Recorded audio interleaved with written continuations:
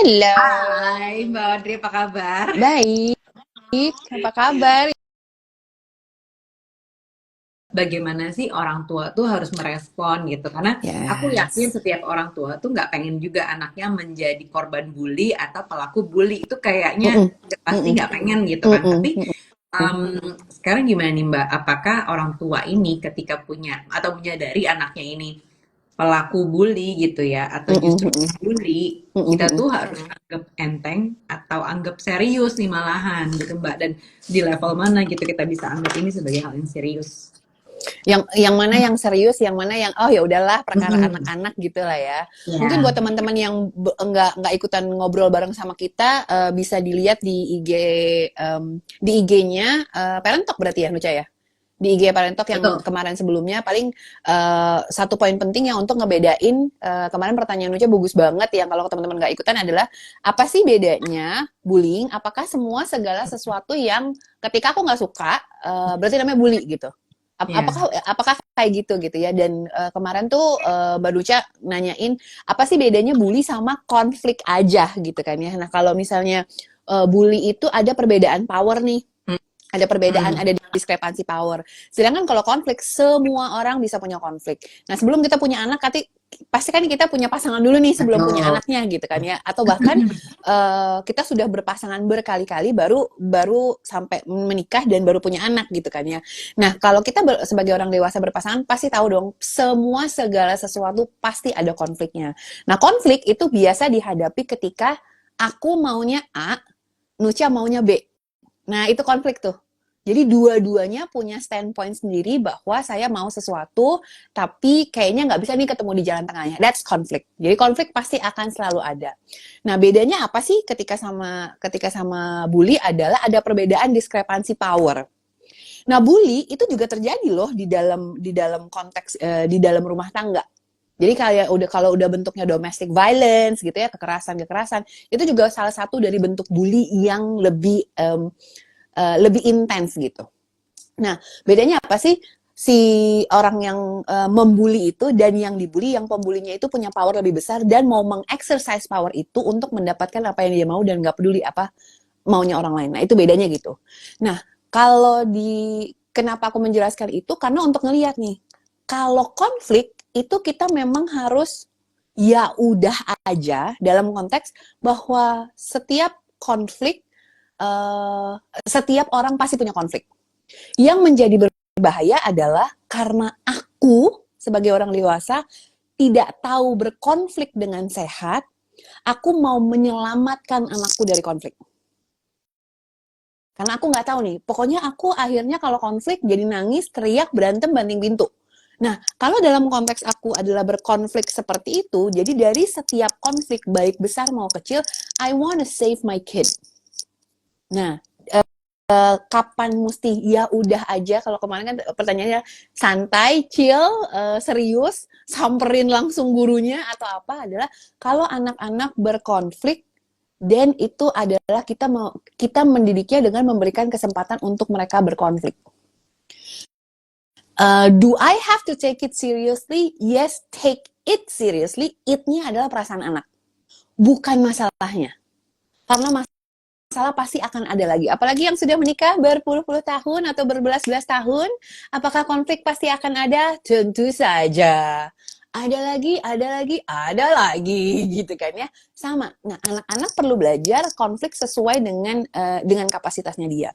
Nah, kalau buat anak-anak usia dini gitu ya, konfliknya tuh cuman saya mau pakai baju biru, tapi mama ambilinnya biru tua. Aku maunya biru muda. Itu konflik buat dia. Dan rasa sedihnya tuh intens banget. Ini yang kita lihat di tantrum-tantrum tidak masuk akal. Benar, Karena memang nggak benar, masuk benar, akal. Karena benar. memang nggak masuk akal Ini gitu suka kan ya. kejadian soalnya di aku. Yang kayak apaan sih lo? Nggak penting banget. Memang Mm-mm. konflik dia untuk seumuran tahap perkembangannya memang nggak masuk akal dan quote unquote buat kita tuh nggak penting gitu. Tapi buat dia itu penting banget. So take it seriously in a sense of take it seriously perasaan anaknya. Hmm. Buat dia tuh runtuh banget karena ibu lebih miring ke kanan ke kakak dibanding miring ke aku. itu konfliknya tuh buat dia tuh berat banget tuh, kayak ibu kenapa lebih miring 3 senti ke Hmm. kakak dibanding ke aku gitu. Dan buat dia itu masalah banget, konflik banget buat dia. Kayak why am I not getting what I want? Kenapa ibu ngasihnya ke dia gitu. So take it seriously dalam konteks adalah it-nya perasaan anak. Jadi buat dia, kadang-kadang buat kita tuh kayak gimana caranya pup itu dinaikin lagi adik masuk ke dalam badan kamu karena ibu udah flush, nggak bisa gitu, nggak bakal bisa dan nggak make sense. Iya, tapi buat dia saat itu konflik, so take it seriously in a sense of bahwa perasaannya tuh bener banget gitu. Apa iya banget gitu. Tapi tau nggak sih teman-teman, ketika ada bedanya sama bully ya, ini kita bedain dulu nih. Jadi teman-teman begitu melihat mau take it seriously apa enggak, lihat ini ada diskrepansi power nggak. Misalnya anakku apa sih, masih ada nggak sih TK 0 kecil sekarang? Udah nggak ada ya, ketahuan banget Masih nih umur ada, gue. masih ada. Oh masih Bilangnya ada. K1 K2 kalau Oh sekarang. K1 K2 gitu ya. Kalau TK 0 kecil gitu K1 atau K2. Terus temen yang dia berkonflik itu kelas 2. Nah, ini beda banget nih. Ini udah ada diskrepansi power nih, gitu. Diskrepansi power itu kan kemarin kita sempat banyak bahas, ya umur, ya status sosial, ya kemampuan, dan pendidikan, dan segala macam itu ada diskrepansi powernya. Nah, kita mau ngeliat juga nih, apakah si kakak yang kelas 2 SD dengan anak kita yang K1 ini, or the other way around, adalah mau mendapatkan apa yang aku mau, dan meng-exercise powernya itu. Jadi lebih bentuknya kalau ngebayanginnya teman-teman adalah kalau konflik tuh begini, aku maunya ini, aku maunya gini. Kalau bully tuh bentuknya begini nih. Jadi Oke. aku ada di atas, power aku lebih besar atau persepsi power aku lebih besar, yang ini lebih kecil dan aku kerjanya mau begini. Jadi udah nggak begini bentuknya. Kalau cara melihat diskrepansi powernya. Nah, ini di atas tuh bisa banyak macam nih. Bisa yang kemarin kita bahas. Ya uang, ya pendidikan, ya keahlian, ya mungkin rupa, ya mungkin fashion, ya mungkin aku udah ke Disneyland seluruh dunia dan kamu belum pernah ke Disneyland. Ini beda-beda banget nih. Gitu. Jadi itunya. Nah, yang menjadi menarik adalah kalau di dalam konflik, teman-teman, that is actually opportunity. Beda sama bully ya.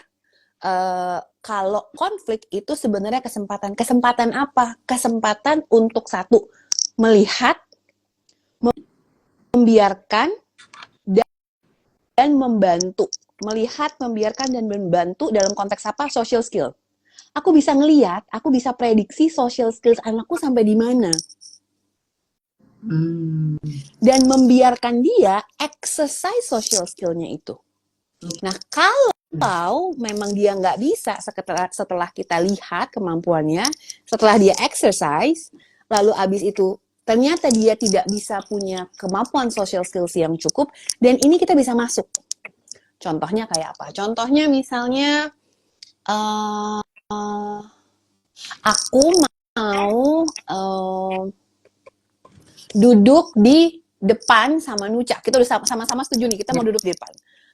Nuca maunya di paling depan, aku nggak mau. Aku maunya di nomor 2. Nah, kita punya konflik nih. Oh ya, kita sama-sama kita mau, tapi aku maunya di belakang gitu kan. So, bagaimana aku meng-exercise social skills aku untuk satu misalnya.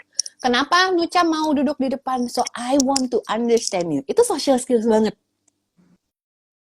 Dan itu kepake sampai kapanpun. Sampai nenek kakek, sampai bertengkar dengan pasangan pun juga kan. Jadi sebenarnya kenapa sih kamu mau beli kulkas yang itu dibanding kulkas yang lain yang harganya setengah harga mah gitu kan ya. Nah, oh iya, aku mau ini, aku mau ini. Bagaimana mengerti posisi orang lain. Kedua, negosiasi.